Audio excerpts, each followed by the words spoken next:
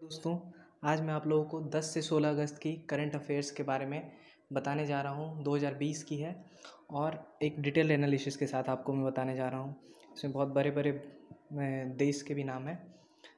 चलिए, तो सबसे पहला क्वेश्चन है हमारा कि वर्ल्ड एलिफेंट डे किस दिन मनाया जाता है। तो जैसा कि आप लोग जानते हैं, ये आप सब लोग गेस कर सकते हैं इस क्वेश्चन को, क्योंकि ये मैं 10 से 16 अगस्त का बताने जा रहा हूँ। तो इस बीच में और कोई ऑप्शन ही नहीं है, एक 12 अगस्त का ऑप्शन है। तो दोस्तों इस क्वेश्चन का आंसर जैसा कि आप लोग जानते हैं कि इस क्वेश्चन का आंसर होगा 12 अगस्त। यहाँ पे मैं आप लोग को दिखाना चाहता हूँ, ये है 12 अगस्त इस क्वेश्चन का आंसर। और दोस्तों, प्रतिवर्ष हम लोग 12 अगस्त को विश्व हाथी दिवस के रूप में मनाते हैं। इसका उद्देश्य है कि एशियाई और अफ्रीकी हाथियों के बारे में जागरूकता फैलाना। पहली बार इसे 2011 में सबसे पहले माइकल क्लार्क तथा पेट्रिशिया सिम्स ने बनाया था। इसका उद्देश्य है कि हाथियों का संरक्षण के प्रति जागरूकता फैलाना और जैसे कि हाथी के दांत के अवैध व्यापार होने लगे हैं, इसको कम करना। ठीक है दोस्तों, तो हम लोग अपने नेक्स्ट क्वेश्चन पे चलते हैं। और हमारा नेक्स्ट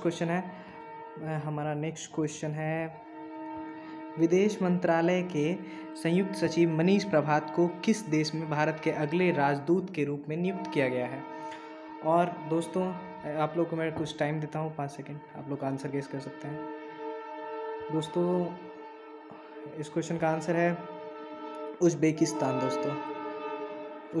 दोस्तों अभी इस बीच में न्यूज़ में रहा है, क्योंकि विदेश मंत्रालय के संयुक्त सचिव मनीष प्रभात को उज़्बेकिस्तान में भारत के अगले राजदूत के रूप में नियुक्त किया गया है। विदेश मंत्रालय के अनुसार 13 मार्च 2019 को संतोष झा को उज़्बेकिस्तान गणराज्य में भारत के अगले राजदूत के रूप में नियुक्त किया गया था।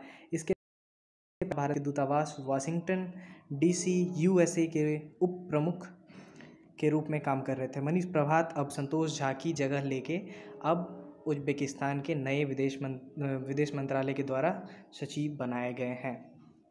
ठीक है दोस्तों, तो अब हम अपने थर्ड क्वेश्चन पे चलते हैं। और हमारा थर्ड क्वेश्चन है भारत ने हाल ही में मालदीव को कितने मिलियन अमेरिकी डॉलर की सहायता प्रदान की है। और इस क्वेश्चन का आंसर है दोस्तों $500 मिलियन। यहाँ पे आप लोग देख सकते हैं, मैं आप लोगों के लिए इरेज कर देता हूँ। ये 500 मिलियन अमेरिकी डॉलर। भारत के विदेश मंत्री S जयशंकर, आप लोग जानते ही हैं, ने घोषणा की कि भारत सरकार मालदीव को 100 मिलियन अमेरिकन डॉलर का अनुदान और 400 मिलियन अमेरिकन डॉलर का ऋण प्रदान करेगी। इस धनराशि का उपयोग कनेक्टिविटी परियोजनाओं के लिए किया जाएगा। भारत की वित्तीय सहायता से मालदीव में लागू की जाने वाली यह परियोजना मालदीव में सबसे बड़ी बुनियादी ढांचा परियोजना होगी। और यहाँ पे 6.7 किलोमीटर पुल की निर्माण परियोजना है, जो कि मालदीव की राजधानी है, उनमें 3 अन्य पड़ोसी द्वीपों विलिंगिली, गुलिफाहू और थिलाफुशी को जोड़ेगी।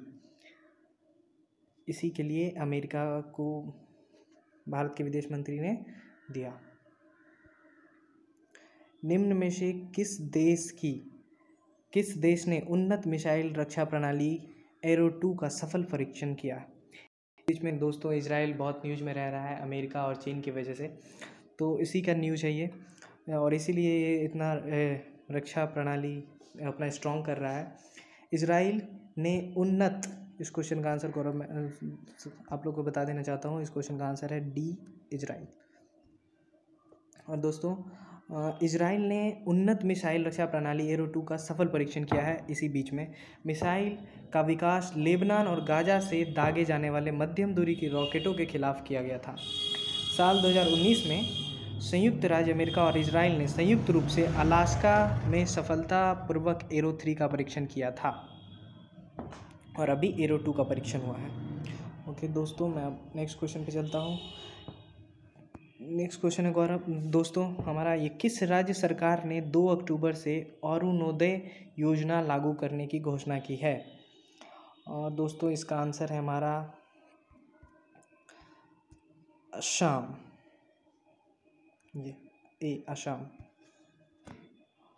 तो दोस्तों, लगभग 17 लाख परिवारों को वित्तीय सहायता उपलब्ध कराने का उद्देश्य से असम सरकार राज्य में 2 अक्टूबर से अरुणोदय योजना लागू करने के लिए पूरी तरह तैयार है। इस योजना के तहत आवश्यक वस्तुएं खरीदने के लिए पात्र परिवारों को 830 रुपये प्रति महीने दिए जाएंगे। असम में यह सबसे बड़ी प्रत्यक्ष लाभ अंतरण योजना होगी। इस योजना के से प्रत्येक विधानसभा क्षेत्र से के 15 से 17 हज़ार परिवारों को लाभ पहुंचेगा।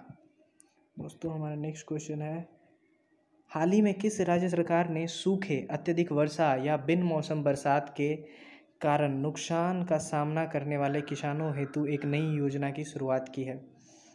और दोस्तों अभी ये अत्यधिक वर्षा सब आप लोग खुद ही जानते होंगे। इस क्वेश्चन का आंसर कोई भी मार सकता है कि इस क्वेश्चन का आंसर होगा गुजरात। अगर इसमें महाराष्ट्र का ऑप्शन होता तो आप लोग कंफ्यूज करते, लेकिन इस क्वेश्चन का सिंपल सा आंसर है गुजरात। इसके तहत दोस्तों किसानों को उक्त स्थितियों में हुए नुकसान की भरपाई के लिए बिना कोई प्रीमियम दिए मुआवजा मिल सकेगा। गुजरात के मुख्यमंत्री ने कहा कि राज्य सरकार नई योजना इस वर्ष के लिए प्रधानमंत्री फसल बीमा योजना का स्थान लेगी और इसके लिए दोस्तों 4500 करोड़ रुपए खर्च करेगी सरकार।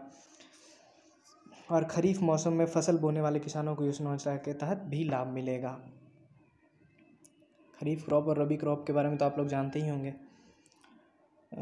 दोस्तों अब हमारा नेक्स्ट क्वेश्चन है, किस देश के प्रधानमंत्री हसन दियाब ने हाल ही में इस्तीफे की घोषणा की है? दोस्तों इस न्यूज़ से तो आप सभी लगभग पूरा परिचित होंगे, क्योंकि ये सबसे ज़्यादा हाईलाइटेड न्यूज़ था इस अगस्त महीने का। जैसा कि आप लोगों ने सुना था, इसका आंसर है लेबनान।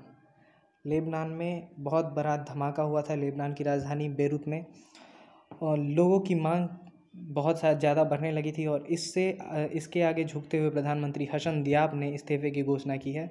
लेबनान के राष्ट्रपति माइकल आउन ने प्रधानमंत्री समेत पूरी सरकार का इस्तीफा स्वीकार कर लिया है। हालांकि राष्ट्रपति ने हसन दियाब से नई सरकार के गठन तक पद पर बने रहने को कहा है। लेबनान में लोग विस्फोट के लिए लापरवाही और कुप्रबंधन का जिम्मेदार ठहरा रहे हैं। अब पता नहीं दोस्तों क्या होगा।